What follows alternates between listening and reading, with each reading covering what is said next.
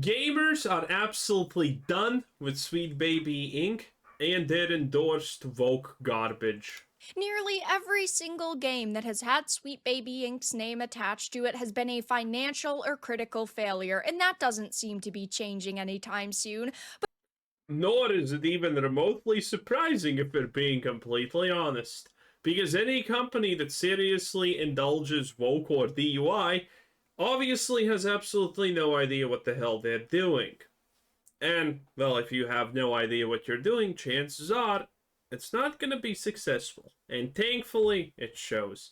And shout out to you, gamers and whatnot, for not buying this crap, for not endorsing, for making fun of it, and doing the right thing. The world is slowly healing. But now their latest release, Flintlock Siege of Dawn, is out. The critics are only giving it decent reviews, but there is basically nobody playing it. Why would anyone want to play something called Flintlock the Siege of Dawn? I have no idea what the hell does that even mean. What are we doing? Sieging at dawn? Are we going to use flintlock pistols? What? I have a few things to show off, but before I get into the topic, if you enjoy the content I create, check out the links in the description, join the community in my live streams, and Hey, listen. I'm just saying maybe Doom is partially successful because it's very simple. It's named Doom, and you don't really need to know anything else about it to understand that it's Doom. consider supporting through Patreon or YouTube memberships. Now, I have to talk a lot on this channel about Sweet Baby Inc. It's really the company that kind of set Gamergate 2 into motion, that gained a lot of attention very quickly, and people are not happy with the content that they are working on and ultimately altering. But now their latest release, Flintlock Siege of Dawn, has finally God, she's hot. come out, and boy, is it already looking like a disaster. Now, first off the bat, I have to say it is a terrible idea for companies to launch on a weekday unless you are already a massive studio. Like From Software can launch on any day of the week, right? But when you are relatively unknown or you're a smaller studio, it is not smart to launch on a weekday, especially in the morning. And that is exactly what happened with Flintlock Siege of Dawn. Thursday morning, they said to themselves, this is the best time to launch a game. So of course, going into launch weekend, I am sure that we are going to see slightly higher player numbers, but for launch, these are just terrible to go off of at this point in time. As you can see, judging by the Steam charts, so far, very bad. Player I don't even see a pistol. I have no idea what this is, why it is, but yeah, no wonder it's failing. Okay, can anyone read this name without knowing it's called Flintlock? Flea? Maybe lock? Maybe this is some kind of strange backwards and who honestly knows at this point? Okay, you can't do everything this poorly and succeed. That's also just a part of reality. in the game right now, 600, and of course the all-time peak was 2 hours ago at launch with 607 people. A true competitor to Suicide Squad Kill the Justice League and Skull and Bones, obviously. Woo, there's gonna be a battle brewing, boys. Online. Now, of course, there are some caveats to this because it is on Game Pass, and I do think that it probably is getting quite a bit of traction that way, but of course, we know that Game Pass really I don't know. No one probably cares about Game Pass. Xbox has pretty much given up on Game Pass at this point, almost.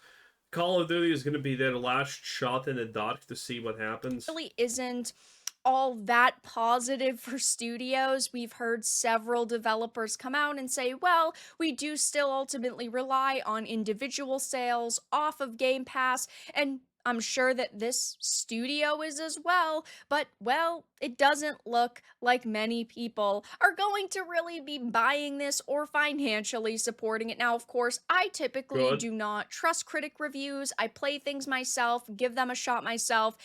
Critic reviews are never good. My god. Being a critic is one of the biggest jokes nowadays. Honestly, how many people do you even know that look at critic reviews and say, oh my god, it's a whopping 10 out of 10 critic review. I'm gonna now play Starfield. No one. No one. And it will be interesting to see how users rate this game, but so far, it's only looking decent for this. Now, a 71 is not awful by any means, but we are talking about critics who do. A 71 is decent from user score, but you need to understand a game like this. It's probably going to have a very specifically, strangely dedicated crowd, and that's how these reviews happen. You often player numbers and player ratings of a game also cannot be trusted in a lot of situations where you have a small game and the players rated a 10 out of 10. If that was true, the game wouldn't be small because it would be amazing. So 71 is probably way too, just good for it. We'll just put it at that.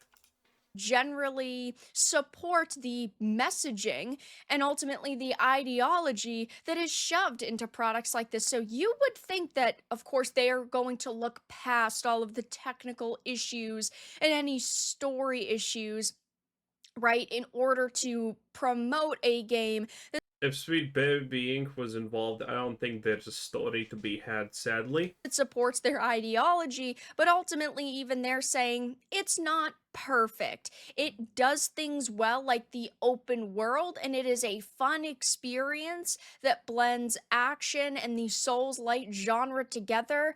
But it's still got issues. Now, of course, I don't necessarily think that, again, the critics are to be trusted, but it is interesting seeing them giving the game these scores. And of course, when it comes to Sweet Baby Inc., we know their focus is injecting DEI ideology into the product that they're hired to work on, but everything they're involved with just sucks. They've got bad scripts, character designs, gameplay. I mean, Well, of course, everything they're involved just sucks. Because their job is literally to look at a completely normal story and then be like, okay, so where's the gay character? Oh, you don't have one? Well, good thing you came to us. And then they take a pivotal character that was previously maybe was even good, maybe it was even interesting, and then they just do their magic, and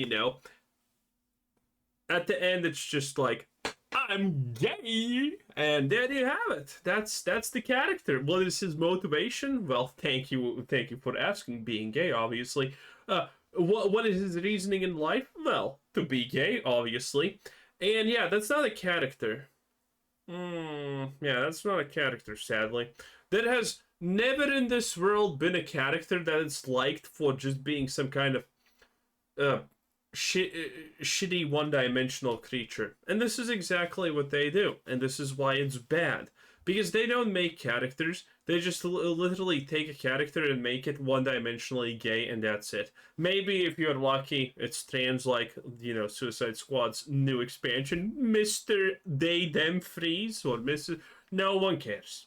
You name it, and it's got a problem. I have not seen a single game with Sweet Baby Inc.'s name attached to it that across the board was fantastic. I think the closest game we really got was God of War Ragnarok, but even that faced a lot of criticism because they did ultimately decide to race swap characters, and the story was much slower paced than the first game, in the, of course, new, we assume it's going to be trilogy. We haven't really gotten any news on what's coming after Ragnarok, but regardless, that's the closest we've gotten to a really good game, and even that was not perfect. I mean, is Sweet Baby Inc. the company you call when your game sucks so much that you are Well, yes, if you want to make it worse. desperate to find any audience, so you allow them to reskin it and add cringe dialogue or backstories in hopes modern audiences will show up? Newsflash, they don't, because exist. they don't exist. And we are seeing game after game after game release.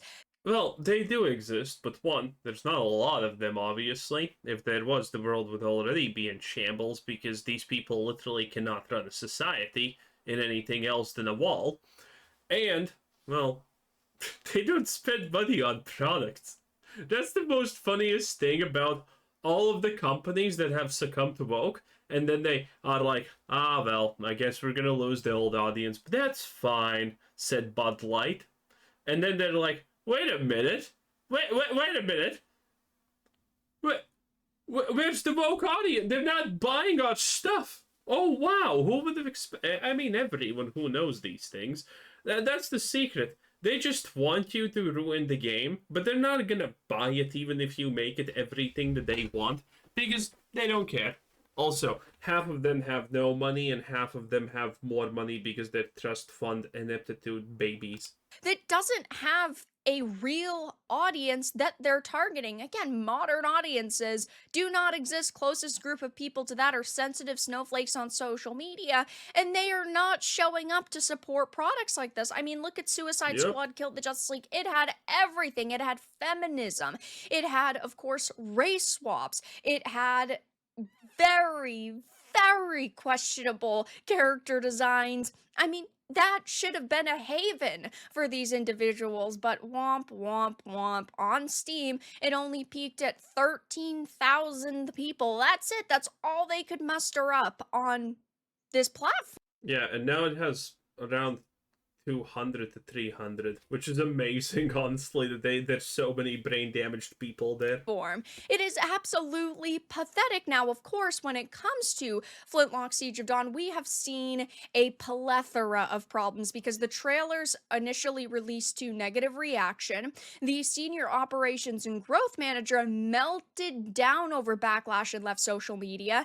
And then there were developers that actually reached out to Cabrutus, who started the Sweet Baby Ink Detected, or now it's called DEI Detected, Steam curator page and website, and they wanted to clarify that no Sweet Baby Ink content made it. I love it how they lie. Oh, you hired this consultation firm that you paid big money to. They worked in your thing, but you didn't put anything of it in the game? Oh, how very convenient. Wow. Very cool. It's almost unbelievable. In fact, it's unbelievable. No one, everyone knows you're lying. They tried to pull off the same lie with Suicide Squad Kill the Justice League. They literally tried this. They tried to say, oh, Sweet Baby just consulted things, but they didn't actually do anything. They didn't change anything. They were not responsible for the story. And there you have it in the credits for Suicide Squad Kill the Justice League for writing people that work for Sweet Baby Inc. Ain't that a coinky dink? Ain't that just one hell of a universal coincidence? It into the final game, but then he simply asked for proof and they never offered it. And now it's launched to, again, decent reviews by critics, yet basically nobody is playing it. Now, I did decide to make an X thread on this, and people are already laughing at them, talking about how pathetic this is. Based on the graph, the future for Flintlock Siege of Dawn looks incredibly bright as long as it keeps crawling upwards at this astonishingly glacial pace. This really starts to tell you that the people that we are against don't even care about their side. It's all about money and shilling. Yep, it's been like that for years. Literal years. From the very start, it was very clear that these people don't even care. They just want you to change, and that's it. They have shown their hand as, and nothing is beyond being played. They do not care. I wish we could see the Game Pass numbers. I want to see them too. Obviously, we won't unless they hit major milestones and they talk about it on their social At this point, a major milestone would be 2K players or 2K sales. media, but that typically does not happen. And I don't expect it to happen here because I don't think the player numbers are going to be much higher. There really wasn't a lot of hype surrounding this game leading up to release. And even now, there's no one really positively talking about it, saying that, oh my god, so far the footage I've seen looks amazing. That's just not happening. People are saying good for them doubling the players of Suicide Squad Kill the Justice League. That's big for them. Yeah, I mean, there's Impressive. basically nobody playing that game either. I've never heard of this game. I didn't even know it was out. Yeah, so it will be interesting to see over the next few days for kind of release a weekend how the numbers end up. It's not going to be interesting. It's just going to start declining, and honestly, there you go. Anyway, mommy, bye bye.